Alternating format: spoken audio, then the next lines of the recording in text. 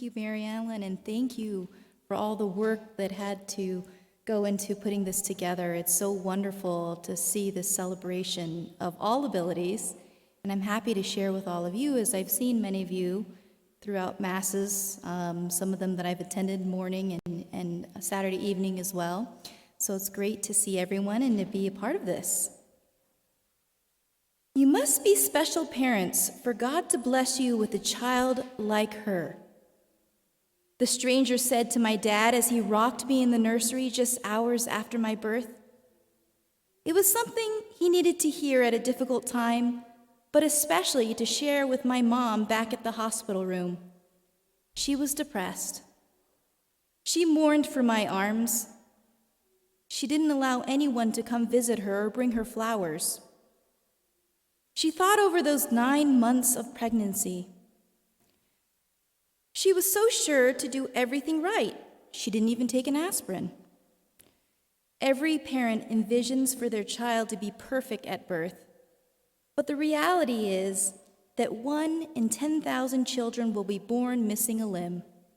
1 in 100,000 children will be born missing 2 limbs. The big picture, 20% of people will experience a disability in their lifetime, either from birth, trauma, or disease. That's more than 1 billion people. Disability is the only minority you can join at any moment. As I look around, I know we have all sorts of abilities in the room and family members that support those. And my parents have been very important in my life. My dad's in the back taking pictures right now. But disability affects all of us either directly or indirectly. As a Catholic community, sometimes it is uncomfortable, uneasy, and we're not always certain as to how to handle it. How many of you have ever felt uncomfortable or unsure, or even pity when seeing someone with a disability? Why is it? Does it remind us of our own vulnerability? Are we afraid that we are going to do something wrong? Are we afraid we're going to say something wrong? I admit it, sometimes we do. A couple months ago, I went out to order some takeout out of a Chinese restaurant, and I order a lot of takeout because I'm not the best cook with my toes, but being born without arms, I do use my feet for everything, including in the kitchen. But I went to order some takeout at a Chinese restaurant, and when I went to pay for the food, it was all ready. I took my credit card out of my shoe, which that's where I keep my credit card. My shoe serves as my wallet. And I went to swipe my card through the machine, and after it was processed, the lady bagged all my food up in a plastic bag. And I told her, I said, you know what, I can handle carrying this food out to my car. I do this all the time. You can just put the handle of the plastic bag between my shoulder and chin, and I will carry it out to the car. And she insisted, oh no, let me help you with that. And I said, oh, you know what, I've got this down. I take out food all the time. Don't worry about it. But she insisted, and so I allowed her to carry the bag of food out to the car. And as we walked to my car, I began to proceed to take the keys out of my shoe, which I do keep my keys in my shoe. It's very uncomfortable sometimes. But I grabbed the car keys out of my shoe with my toes, and I was about to use the remote to unlock the door, but she insisted on grabbing the keys out of my shoe. And I said, okay, well, you know, I got this down, but she insisted on taking them out, and she did. And she unlocked the door, and on the passenger side, put all the food into the car. And then closed the door and locked me out of my car. So she had to drive me back to my apartment. I went to get my second set of keys, and by the time I drove home, the food was cold. This is a classic example where her intentions were very good, but this example of overhelping can make it even more difficult. When you have a disability, you work out systems in your life to be independent. Not long after that experience, I remember having breakfast at a hotel while on the road as a speaker, when a waitress comes to my table and she says, here I am complaining about the small things, and there you are, you have real problems. At which I replied, yes, I've been waiting 45 minutes for my omelet.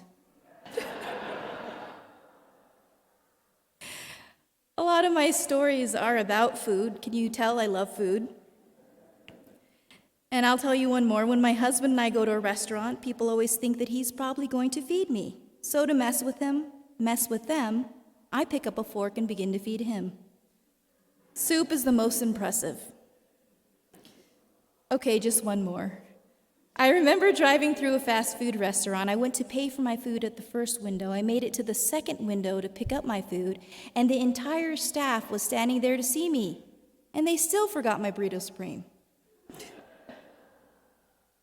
And enough with this tangent, but I can always go on and on about eating. And sometimes fear, though, of not knowing what to do is what holds us back from doing the best thing around disabilities. So as I asked Sister Jean and Mary Ellen at the beginning of the process of this long process of making today possible, I asked them, can I share with everyone what it is that I've come up with as a best way of handling disabilities when you meet people with disabilities? And they thought it would be great to do that. And so when there's ever an awkward situation or awkward moment, I want to share with you my acronym, and the acronym is ACCEPT, ACCEPT. A, acknowledge. Acknowledge the person with a disability. The worst thing a person can do is see right through a person or pretend that they didn't even see them. I cannot even count the number of times that someone has pretended not to see me because of the awkwardness. If you see someone with a disability, please acknowledge them. We are human beings, as you all agree with me, I'm sure. C, communicate. Ask the question. How can I help you, or what is the best way to do this? When I would go to Mass growing up at a small parish in Sierra Vista, Arizona, when we said the Our Father, everyone held hands. I know different parishes do different things, but in Sierra Vista, everyone held hands during the Our Father. And it was always an awkward situation for the strangers standing next to me. And I remember how refreshing it was when one day the person standing next to me humbly asked, "How should we do this?" And I would normally reply with, "You can just hold on to my shoulder if you're comfortable with it." And then the peace be with you. Shaking hands, I obviously have a different method because I do not have hands. And so I do what's called a foot five, but just to save from having to teach everyone in church what a foot five is, I do a little nod and say, "Peace be with you." And one time, someone at Mass said, "It sure is nice that you're not sharing the cold with anyone." And I guess it works for that too. The other C, consider. Consider that the person with a disability has had the disability possibly longer than you've had the chance to think about it. Be considerate. Not everyone is as open as me about disability and wants to talk about theirs. Perhaps it brings up a painful memory. It's best to be considerate and sensitive. Empathy and not sympathy. And that's what E is, empathy and not sympathy. We don't want pity. We want acceptance and belonging. We want to be treated the same way everyone else wants to be treated. Again, we are human beings. Just remember the adage, treat someone the way you would want to be treated. And P, people first language. Address the person before the disability. For example, instead of blind man, man who is blind, or instead of the armless woman, the woman who was born without arms. I remember one time I was on a plane and a woman in the row in front of me, she turned around before saying hi, hello, or how are you, or what's your name. She turned to me and she said, "Thalidomide?" For those of you who are not familiar, thalidomide was a morning sickness pill that pregnant mothers would take 2 generations before my mother was pregnant with me. The pill turned out to cause birth defects, so they took them off the shelves. It was very popular in Europe. Anyway, this woman in the airplane, perhaps from a medical background, was very aware of this drug, and so I responded, "No, actually, my name is Jessica." Please address the person before the disability. We are more than a diagnosis. And T, trust. Trust that the person with the disability is their own best advocate. After all, for many of us, we have learned to deal with it for years. For me, 37 years tomorrow. I've learned to be my own best advocate, and also I share a birthday with Sister Jean. And we wore the same color today, so we have a lot in common. I've learned to be my own best advocate, but it wasn't always the case because for anyone with a disability, it's a journey. And some of us, we're still on that journey. We're in different places on that journey. When I was 5 years old, it wasn't always easy to understand my disability. Why was I different? Why me? I had an older brother, Jason, a younger sister, Jackie, my best friend, Stephanie. I had people in my life, they all had arms. It was hard to understand. It made me angry and frustrated at times. Mom would reassure me that God has a purpose for me. Just be patient. Try telling a 5-year-old to be patient. Well, she was right. Moms are right most of the time. I had no idea what was in store for my life. As I matured, I learned God makes no mistakes. As it is said, "For you created my inmost being, you knit me together in my mother's womb." God did give me arms, after all, just not in the form of flesh and bone. He continues to surprise me in what else he has in store for me, and not just me, but us. Because my husband's a part of this, my parents have been a part of this, it's a family, and just like I see the families around the room now. Just 2 weeks ago, I met with a mother in Atlanta who had a 5-year-old girl who was also born without arms. Her name is Journey. She came to spend the day with me, and her mom said that when she was pregnant with Journey, the doctors recommended she have an abortion.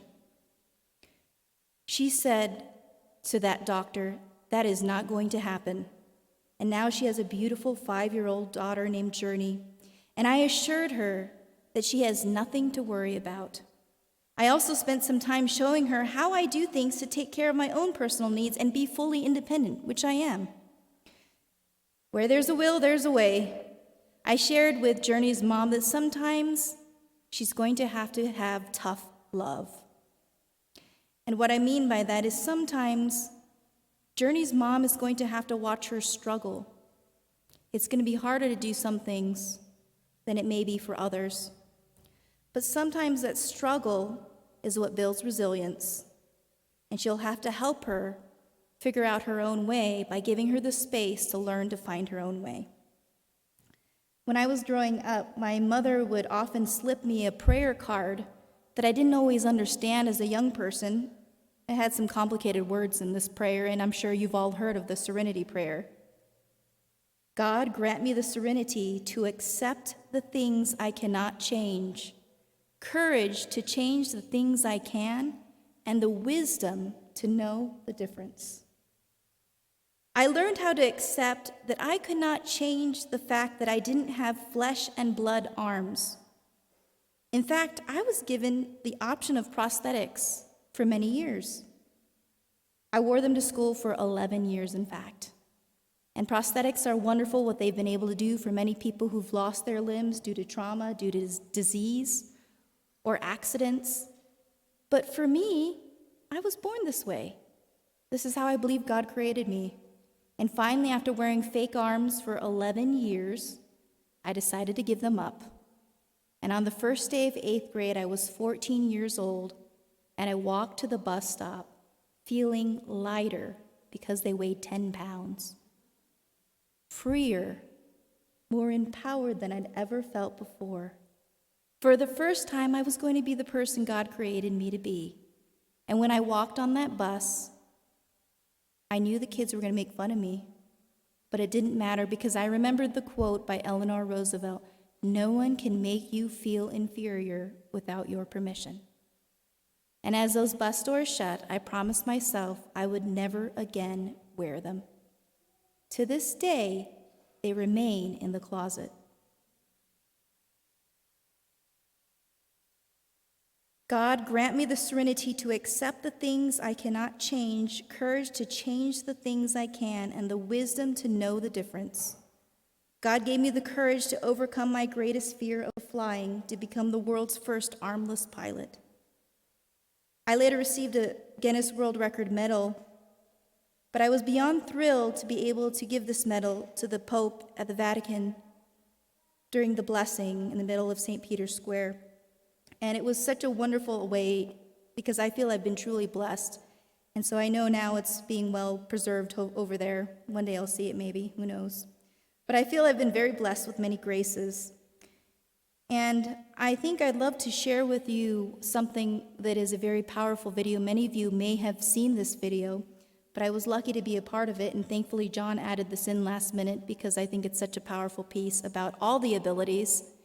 And I hope that you can enjoy this video and remember that God makes no mistakes and that we should all accept, acknowledge, communicate with, be considerate of, have empathy and not sympathy for, use people-first language, and trust all of our Catholic community members with disabilities.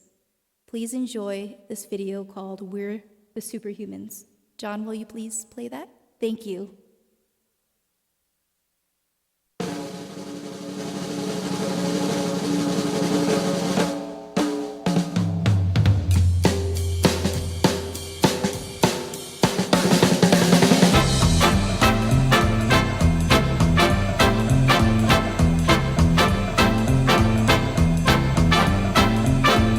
Yes, I can, suddenly, yes, I can. Gee, I'm afraid to go on has turned into, yes, I can. Take a look, what do you see? 133 pounds of confidence, me. Got the feeling I can do anything, yes, I can. Something that sings in my blood is telling me, yes, I can. I was just born today, I can go all the way,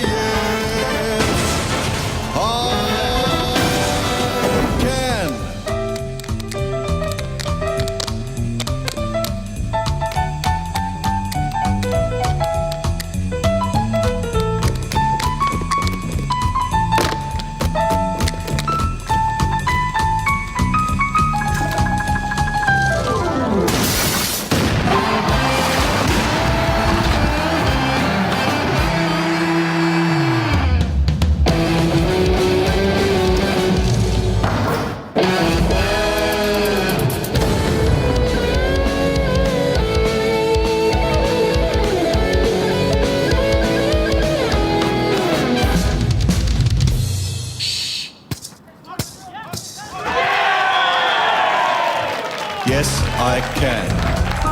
Yes, I can. Yes, I can. Yes, I can. Yes, I can. Yes, I can. Yes, I can. Yes, I can. Hey, yes, I can. No, you can't. Yes, I can! Are you ready? I can climb Everest. Yes, I can. I can fight here all night and never rest. Yes, I can. I was just born today. I can go all the way. Yes, I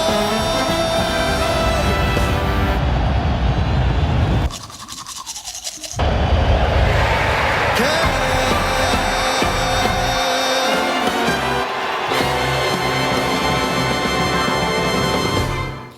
Yes, you can. Thank you.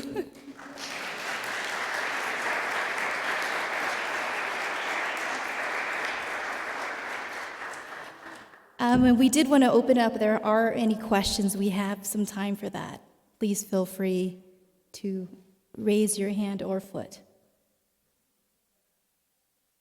Any questions? Oh, yes. Thank you, Russ. Thanks.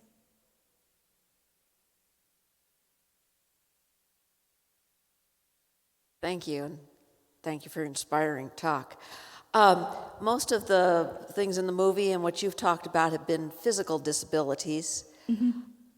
How should we treat people with mental disabilities? I mean, I know respectfully, but I guess I'm more nervous around people who I have difficulty communicating with because of mental disabilities. That's a great question, and definitely that's something that needs to be addressed because so many people have the challenge of a mental disability or challenge. And I always say just to have the patience and the communication. I don't know all the answers, obviously. I've lived my life without arms, so I'm more of the physical disability realm, but I think we can open that up if there's anyone here who wants to share about that, because I think patience is important and communication. There is anyone here who would like to share? I will work on that. Oh, there is someone who's raising their hand. Thank you. You give them unconditional love and attention. And if they have problems, you thank God that you've got that problem to take care of. Thank you. Thank you very much. Any other questions? There's a question over there. I think. You're far right, yes. See Oskov of Ninim Iduki Ayapi Poisque Saka Gus Basketball Uigui de Samipa for Yipa say here poes. Okay, I didn't fully understand. Is it? Thank you. Thank you very much. He just wanted to know if you would be at his middle school. Have He was telling you about his middle school. Oh, the Not middle really s- much of a question, but telling you about Orange Grove Middle. Oh, great. Well, I'm glad I do go to schools to speak to the young people, so glad to see you. Thanks for sharing. I actually will be speaking at a couple schools in a couple months here in Tucson. It's important to talk to young people and share the message about acceptance and inclusivity. Any other questions or comments? Yes. I was a pilot. There may be some other pilots here. I needed both hands, both feet to operate that plane. I'm sure any plane that you fly has the controls for your feet. Would you explain how that's done, how you operate an airplane? Sure. The airplane, in fact, is just about a 10-minute drive from here. I have a foundation for people with disabilities, and someone called me up in August and said, I would like for you to have my airplane, which I never envisioned what it was like to have an airplane. It's like having a child. And I thought, okay, well, I guess I can learn how to own an airplane, and I found a hangar out at La Jolla Airfield, so it's just now there. It's been there for about 2 weeks. If you'd like to come see it, this airplane is unique. It is the only airplane in history ever designed and built that does not have rudder pedals. It's a 1946 Aircoupe airplane, so it's a post-World War II plane. And the way this is designed is that you can use 2 limbs on the controls and have full control of this airplane. My first flight instructor taught his friend who had polio, and so he didn't have access to one leg. And the airplane worked perfectly for him, so this is the perfect plane for anyone who has 2 limbs and wants to fly. And if you'd like to go flying, please let me know, because it's, again, 10-minute drive from here at La Jolla Air Park. So it is a unique plane in history, and you'll understand what I mean when I say the rudders are interconnected with the ailerons. No rudder pedals. And I have to acknowledge my dad in the back, and I think my dad, do you want to just stand up in the back and just wave to everyone, because that's Bill.